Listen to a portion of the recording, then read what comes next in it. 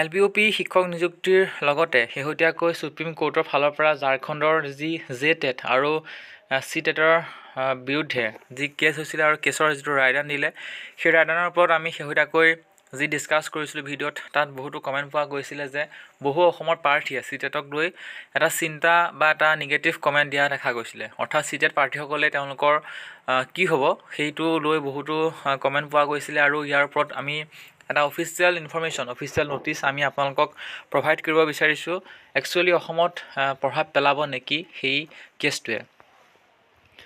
যদি আপোনালোকে চায় তেতিয়াহ'লে দেখিব যে 17 জানুৱাৰী 2023 চনতে এখন অফিচিয়েলি ন'টিছ প্ৰকাশ কৰা হৈছিলে CTETক লৈ আৰু সেই CTETক লৈ যি ন'টিছ প্ৰকাশ কৰা হৈছিলে তাত কি লেখা আছিলে it is for the information for all the general public and the intending candidates. গোটেইখিনি মই পঢ়ি নিদিওঁ, থুলমূলকৈ আপোনালোকক এইটোৱে ক'ব বিচাৰিছিলোঁ যে আগন্তুক 2 বছৰৰ কাৰণে আছাম টেট অনুষ্ঠিত নহ'ব আৰু যিসকল CTET উত্তীৰ্ণ সেই CTET উত্তীৰ্ণ প্ৰাৰ্থীসকলে অসমৰ শিক্ষক নিযুক্তিত অংশগ্ৰহণ কৰিব পাৰিব।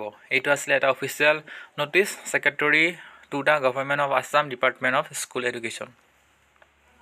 আৰু এই ন'টিছখনৰ মতে কি কৈছে যে CTET সম্পূৰ্ণ গ্ৰাহ্য কৰা হ'ব, ভেলিড এটা টেষ্ট ধৰা হ'ব অসমৰ শিক্ষক নিযুক্তিত। এতিয়া চাওক যে বহুতে যি সুপ্ৰিম কোৰ্টৰ শেহতীয়া ৰায়দান সেই ৰায়দানৰ ওপৰত তেওঁলোকে সংশয় কৰি আছে যে অসমত কিবা ইনভেলিড হ'ব নেকি বা কিবা ধৰণৰ এনেকুৱা ধৰণৰ প্ৰশ্ন আহি পৰিছে, কাৰণ নিউজ আৰু BEDৰ কেছটো ষ্টেটৰ পৰা গৈ পেলাই সুপ্ৰিম কোৰ্ট পাইছিলেগৈ। আমি আপোনালোকক ক'ব বিচাৰিছোঁ যে নিউজ আৰু BEDৰ যিটো বিষয় সেই বিষয়টোৰ পৰা CTETৰ যিটো কেছ সেই কেছটো অকণমান পৃথক হয়,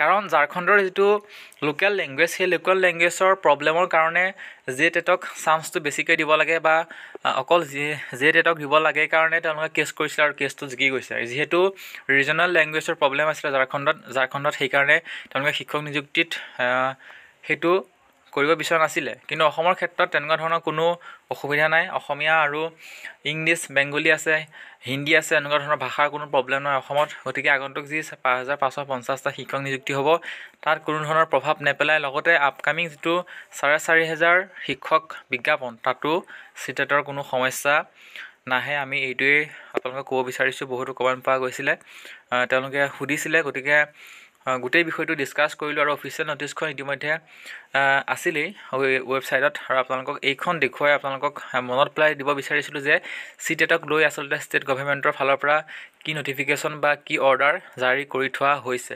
গতিকে বিষয়টো আপোনালোকৰ সৈতে ডিছকাছ কৰিলোঁ। আশা কৰিছোঁ আপোনালোকে এই বিষয়টো লৈ আৰু চিন্তা কৰাৰ কোনো প্ৰয়োজন নাই। সকলোৱে ভিডিঅ'টো লাইক এটা কৰিব, কিবা যদি ক'বলগীয়া থাকিলে কমেণ্ট কৰিব। নতুনকৈ আহিছে যদি আমাৰ সৈতে কানেক্ট হৈ থাকিব ছাবস্ক্ৰাইব কৰি। পুনৰ এবাৰ লগ পাম, ধন্যবাদ।